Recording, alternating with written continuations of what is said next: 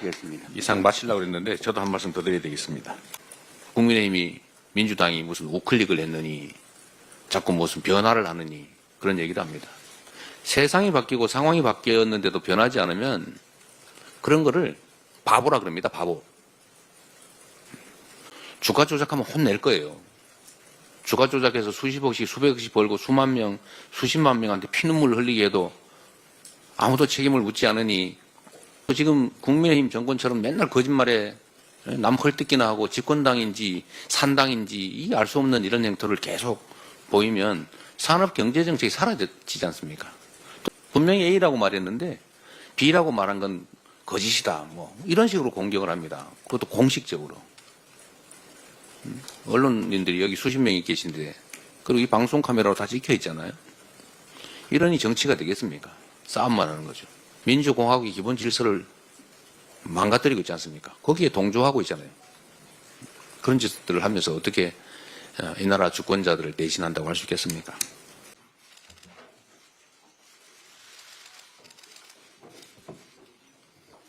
이재명 당대표의 속개 선언으로 더불어민주당 제78차 최고위원회의를 소개하겠습니다.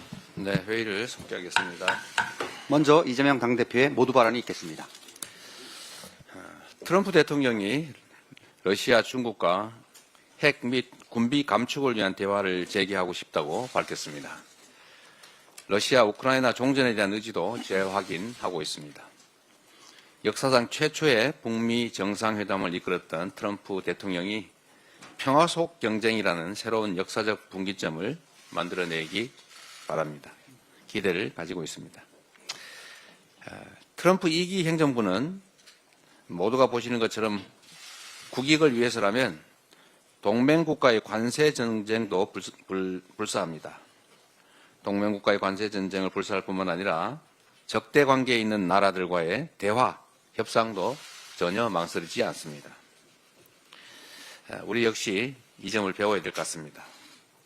견고한 한미동맹과 한미일 안보협력이란 대원칙을 유지하면서도 국익과 평화를 지키기 위한 실용외교가 절실한 때라는 생각이 듭니다. 다행히 지난주에 한미일 외교장관회의가 처음으로 열렸습니다.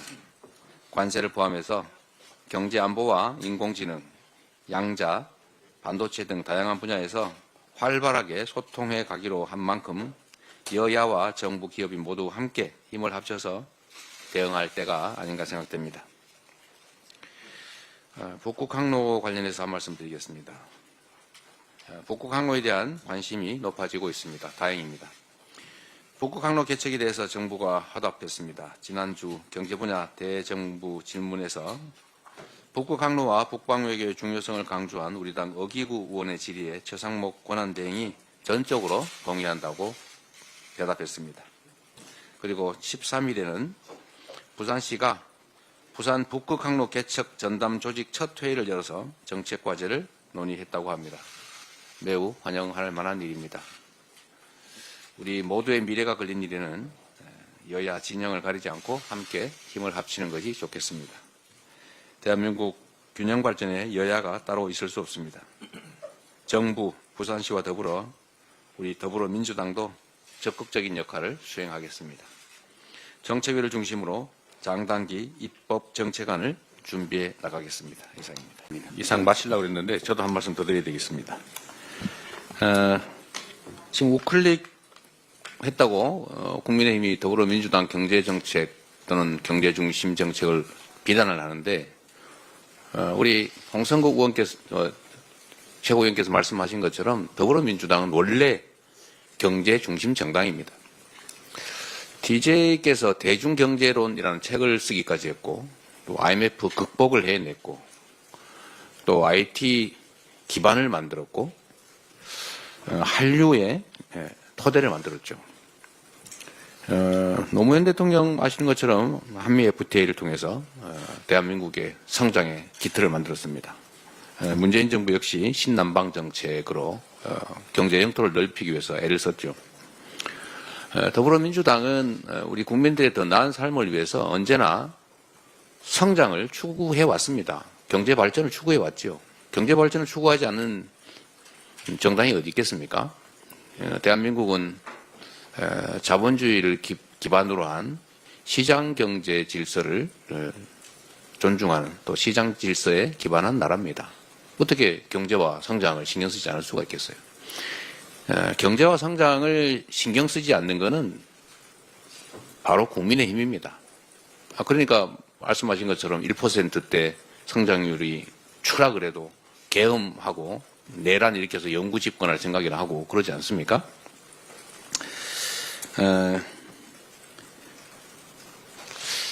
더불어민주당이 최근에 이 상속세 문제에 좀 시정을 하자 이렇게 얘기를 했습니다.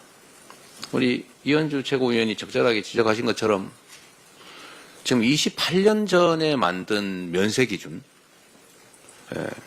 배우자 또는 기초공제 각 5억씩 10억까지 이게 지금 28년이 지났습니다. 그 사이에 물가도 올랐는데 집값도 올랐는데 그 기준을 그대로 유지하니까 아무것도 늘어난 거 없이 세금이 늘어난 겁니다. 이 서민들의 세금이 늘어났잖아요. 우리가 이 감세를 해주자는 게 아니고 사실은 증세를 막자는 겁니다. 똑같은 문제가 월급쟁이들한테도 있어요. 아니 무슨 뭐 재벌이니 초부자들은 세금을 다 깎아줬는데 월급쟁이들은 과표 구간을 그대로 유지를 하니까 명목임금이 올라가면 누진과세 구간에 들어가게 되잖아요.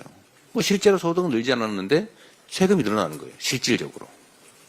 이거 증세 당한 거 아닙니까? 이거 부당하죠. 이런 거 좀 고치자는 거예요.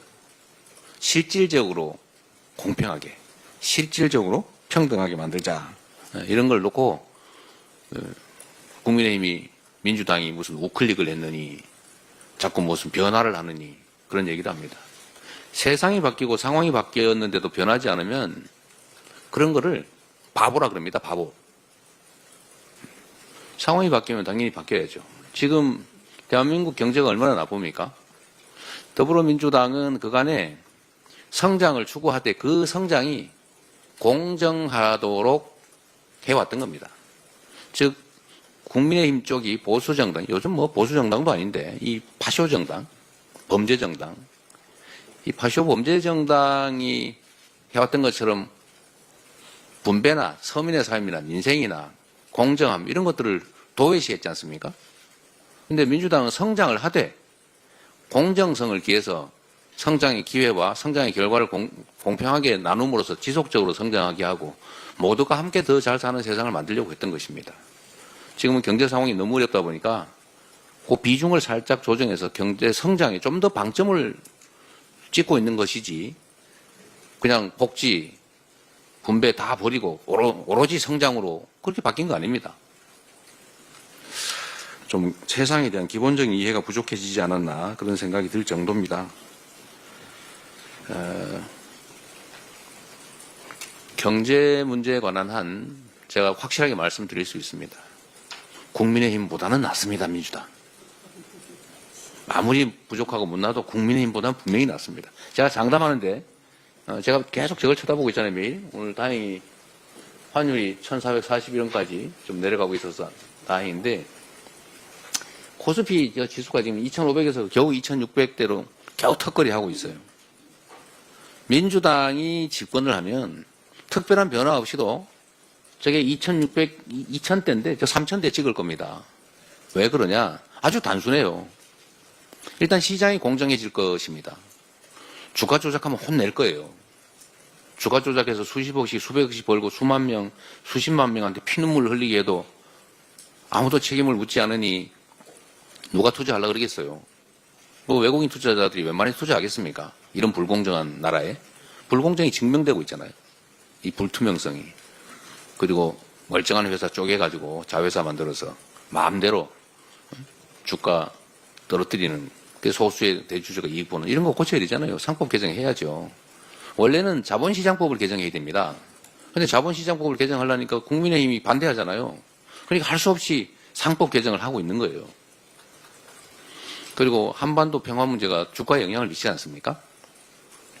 지금 한반도의 군사적 긴장이 커지니까 코리아 디스카운트가 심해져서 이 주가에 영향을 줘요. 그게 5%라고 해도 얼마입니까? 엄청나죠. 근데 민주당이 대화하고 한반도를 좀 더 안정시키면 당연히 주가가 올라가겠죠. 그리고 지금 국민의힘 정권처럼 맨날 거짓말에 남 헐뜯기나 하고 집권당인지 산당인지 알 수 없는 이런 행태를 계속 보이면 산업 경제 정책이 사라지지 않습니까? 도대체 이 나라의 경제 방향이 뭔지, 산업 정책이 뭔지 전혀 몰라요. 그래서 산업 경제 정책 명확하게 하고 방향을 제시하면 그것도 역시 주식시장에 영향을 미칠 겁니다. 이런 몇 가지만 기본적으로 개선돼도 왜 2,500대에서 저렇게 헤매고 있겠어요? 경제는 민주당 빈말로 하는 게 아닙니다. 그리고 하나 더 붙여서 경제는 민주당뿐만 아니라 안보도 민주당입니다. 이게 농담이 아닙니다. 이게 지금 숫자로 증명할 수 있는데 실제로 여러분 생각해 보세요. 냉정하게. 보수 정권이 집권했을 때 국방비하고 진보 정권, 민주 정권이 집권했을 때 국방비 비교해 보십시오. 명확하잖아요. 국방 예산 대폭 늘은 게 다 민주 정권 때 아닙니까? 또 방위산업 발전한 거 다 민주당 정권 때 아닙니까? 또 하나만 더 얘기하면 무슨 북한이 퍼주기 했다고 계속 비난하고 그러던데 이 거짓말도 이런 거짓말 하면 안 돼요. 숫자를 보세요. 북한에 지원한 금액이 보수 정권 때 훨씬 많아요. 지금 한번 인터넷 한번 쳐보십시오. 챗GPT에 한번 물어보세요. 그 가짜 언론에 속지 마시고 국민의힘처럼 거짓말이나 하는 그 정당의 허위 선전에 속지 마시고 한번 찾아보십시오. 각 정권별로 대북 지원 금액이 얼마인가. 정치는 최소한의 사실에 기초해서 해야 되지 않겠습니까?